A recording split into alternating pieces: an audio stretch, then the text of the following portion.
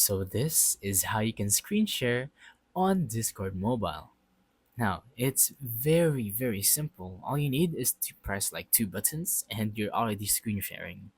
So, of course, first you're gonna want to get into a call. So hop into a server or call someone through DM. And yeah, once you're in the call, like me right now, you're gonna want to tap on that arrow. Or it's not really an arrow, but it's like a sliding bar at the bottom. So you're gonna have to pull that up.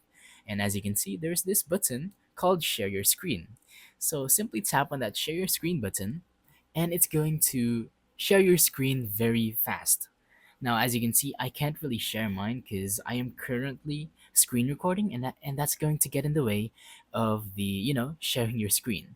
So yeah, once you tap that share your screen button, it's going to immediately share your screen, and you're good to go. You have now tapped on the share your screen button, and once you exit out of the app, it's going to record everything or share everything that is happening on your phone to the people in the call. And it really is that easy. So just try it out, go into Discord, open it up, and see if it works for yourself. But yeah, like I said, it's very easy. Once again, all you need to do is be in a call, scroll up the bar thing, tap on share your screen, and you're good to go.